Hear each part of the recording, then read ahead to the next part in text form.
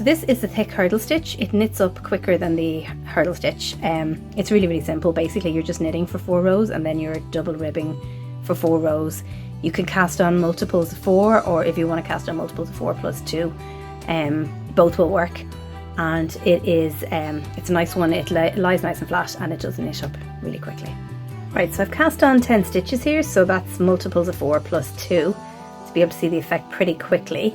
So we will just knit our first 4 rows. So I might just fly through that. If you don't know how to cast on or how to knit, I have done little videos that you can go back and you can look at them. So we're just knitting the first 4, so I'm on the second one now.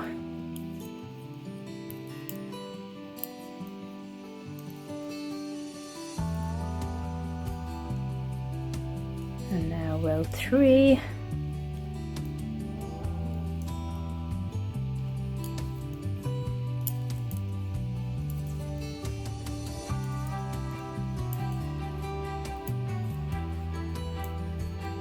And finally row 4, and then we'll start our rib pattern.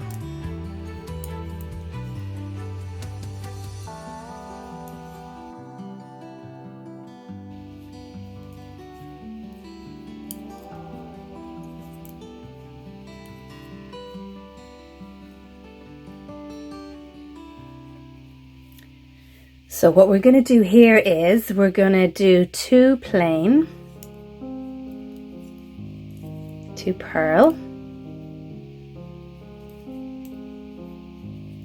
2 plain,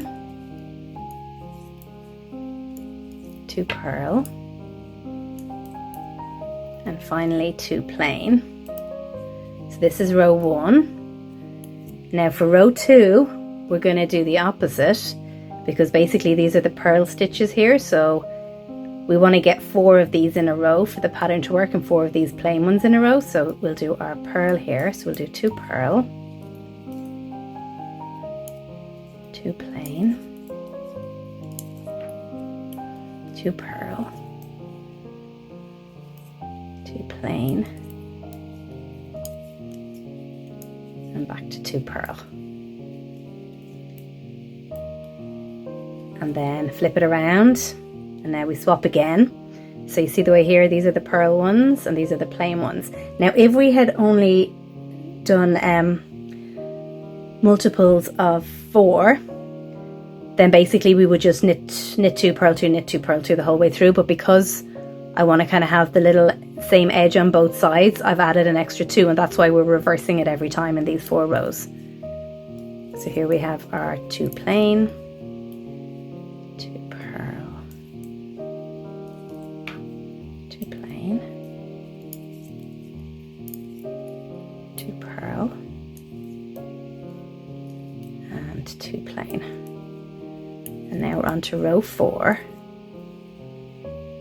So here we have, once again, we can always just check we're the right way around. So these are obviously plain, these are purls, so we're purling into these ones. And plain here,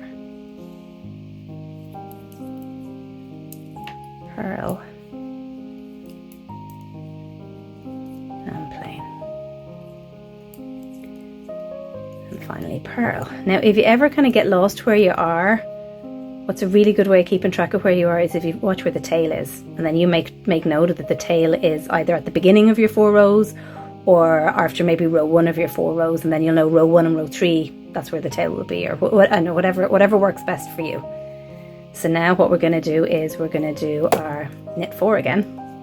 So we're literally knitting 4 rows again, and then we'll have a little look at it. So as you can see, this like knits up really, really, really quickly. It's very handy. There's not too much remembering in it.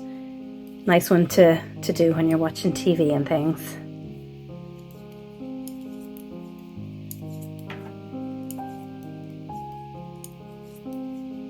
And also for this one, I would always finish on the lot of knit rows. That's when I'd cast off, was when I'd finish my knit rows. So that's a nice border on both the start and the end of the project would have the knit on it. So this is row 3 of this lot.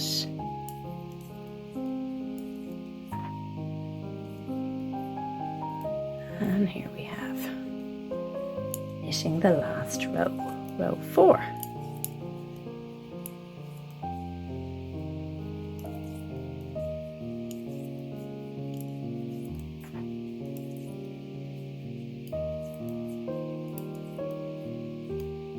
So there we go. See, really, really cute and reversible. Really easy to do.